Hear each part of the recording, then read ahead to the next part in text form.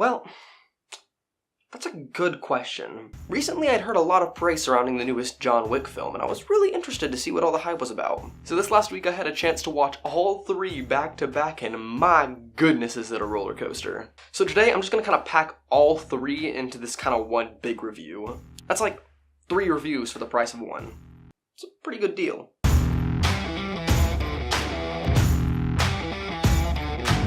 Going into the first John Wick, I really had no idea what to expect. So the style of action really did take a moment to grow on me before I really started to enjoy it. Where this one really shines is the world building. The way John Wick is established as coming out of retirement allows the universe to very smoothly be developed. Like, considering how much action is in this, there really is a ton of information and rule establishment kind of packed in the middle of it all.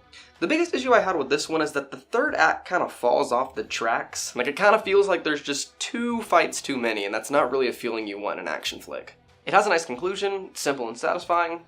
5 out of 10 overall.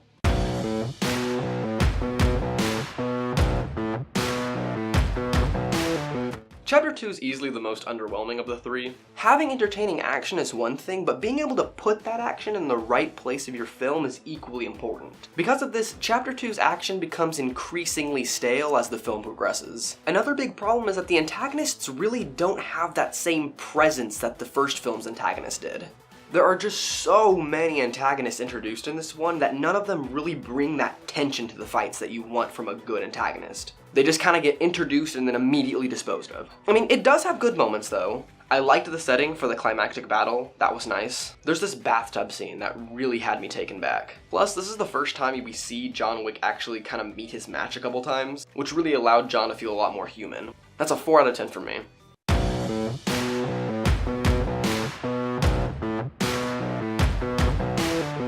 Chapter 3 is just about everything I could have asked for in an action flick. I understand now why this one received the praise it did. It's solid. Chapter 3 feels like they really took everything they learned from the previous 2 films and pushed this universe to its limits. On a technical level, the lighting and cinematography is next level. Each fight just feels so intentional, like they wanted to put a unique twist wherever they could. And the antagonists are very clearly established and intimidating in their own right.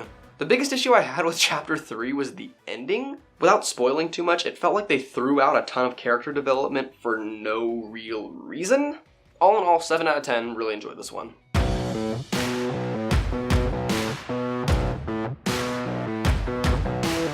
The John Wick series really shines in its world development and its action. If you're wanting a few gritty action movies to binge this summer, you're really going to enjoy these. You just kind of need to know what to expect when you're walking into this series. The action gets heavily prioritized over the stories or character arcs, which is so disappointing considering how interesting this world is.